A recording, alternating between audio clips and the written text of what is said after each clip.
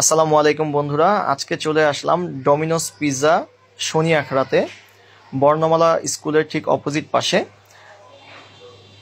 তো দেখতেই পাচ্ছেন আমি পিৎজা অর্ডার করার জন্য এখানে কথা বলছি, এবং আজকে তাদের সবচেয়ে যে নতুন পিৎজাটা আছে সেই পিৎজাটা আমরা ট্রাই করব। এটা হচ্ছে ভলকানো পিৎজা। আমরা 11 ইঞ্চি বা 12 ইঞ্চি যে সবচেয়ে বড় পিৎজাটা, সেই পিৎজাটা অর্ডার করছি। তারা কমিট করে থাকে হোম ডেলিভারির ক্ষেত্রে 30 মিনিটের মধ্যে পিৎজা ডেলিভার করবে। তাদের ছোট সাইজের পিৎজাগুলো 4 স্লাইস, মিডিয়ামটা 6 স্লাইস এবং লার্জ পিৎজাটা 8 স্লাইসের হয়ে থাকে। তো আমরা সবকিছু দেখে শুনে তাদের নতুন পিৎজাটা ট্রাই করার জন্য আমরা অর্ডার করে দিচ্ছি এবং কার্ডের মাধ্যমে পেমেন্ট করছি। যখন অর্ডার করেছিলাম তারা আমাকে কমিট করেছিল it will take around 10 to 12 minutes to serve, but actually আমি পিৎজাটা ডেলিভার পেয়েছিলাম near about 20 to 25 minutes later. That means আমার এখানে কিন্তু তাদের প্রথম কথাতেই আমি কিন্তু সেখানে যে ডাইন ইন করলাম সেক্ষেত্রেই কিন্তু আমি তাদের কমিটেড টাইম মতো পিৎজাটা আসলে পাইনি। তো তারা কিন্তু লাইভ কিচেনটা আমরা এখান থেকে পরিদর্শন করতে পারি, বাইরে থেকেই দেখা যায়। আপনারা দেখতেই পাচ্ছেন আমার যে লার্জ পিৎজাটা তা একজন ভাইয়া তৈরি করছেন এবং পাশে আরেকজন আপু আছে, তিনি আবার আরেকটা পিৎজা তৈরি করছেন।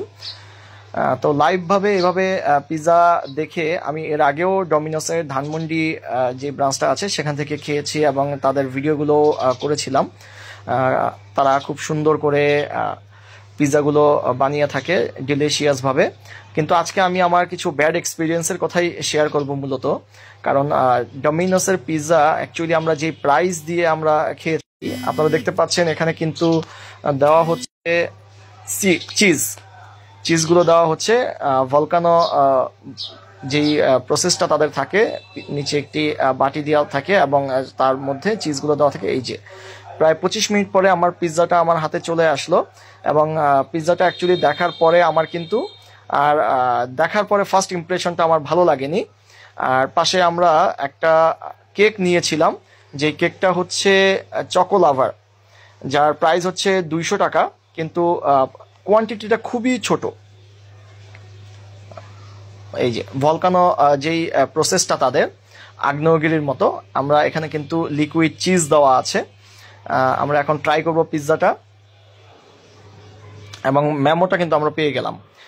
এই পিৎজাটা দেখার পরে কিন্তু আমার মনটা আসলে খারাপ হয়ে গেল, কারণ আমি যেভাবে এক্সপেক্ট করেছিলাম পিৎজাটা কিন্তু আমি সেভাবে পাইনি।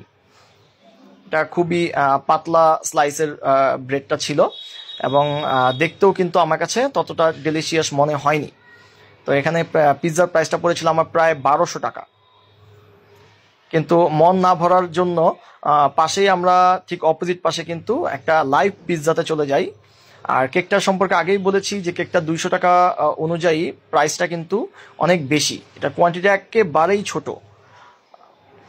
কেকটা ডিলিশিয়াস ছিল, বাট প্রাইস অনুযায়ী তার যে কোয়ান্টিটি সাইজটা সেটা খুবই কম। আর এখানে দেখতে পাচ্ছেন মেমোতে আমার কাছ থেকে পানির দাম নেওয়া হয়েছে হাফ লিটারের কিনলে 25 টাকা, কিন্তু বোতলের গায়ে 20 টাকা দেওয়া আছে। এটা নিয়ে আসলে অ্যাকচুয়ালি কমপ্লেন করাই যেত, কিন্তু আমি করিনি। লাইভ পিৎজা প্লেসে তার অপোজিট পাশে চলে গেলাম, যেহেতু মন ভরে পিৎজা খেতে পারিনি, তাই আমরা সচরাচর যে স্ট্রিট ফুড বা স্ট্রিট পিৎজাগুলো খেয়ে থাকি শনি আখড়াতে সেখানে চলে গেলাম। পাশাপাশি আমরা সেখানে যে ওয়েট করার সময় চাঙ্কিং বার থেকে আমরা দুটো জুস খেয়ে নিলাম সময়টা পার করার জন্য। তারা 25 মিনিটের কথা বলেছে, সেই সময়ের মধ্যে আমাকে পিৎজা দিয়েছে এবং খুবই ডিলিশিয়াস একটা পিৎজা দিয়েছে। দেখতেই পাচ্ছেন যে এই পিৎজাটা দেখার পরে মনটা পুরো ভরে গেছে। এবং এই পিৎজাটা আপনারা দেখতে পাচ্ছেন এখানে ওভারলোড চিজ, আর এটা হচ্ছে আমার ডমিনোসের পিৎজা, যা দেখতে পুরো রোড সাইড পিৎজা, আর রোড সাইড পিৎজাটা পুরো ডমিনোস পিৎজা মনে হচ্ছে। এটা দেখতে আমার কাছে ডমিনোসেরটা একদমই ভালো লাগেনি ফার্স্ট ইমপ্রেশন, এবং খাওয়ার পরে আমার কাছে তেমন ভালো লাগেনি। কিন্তু রোড সাইড যে লাইভ পিৎজাটা আমি খেয়েছি আমার কাছে খুবই ডিলিশিয়াস লেগেছে এবং আমি মন ভরে পিৎজাটা এনজয় করতে পেরেছি।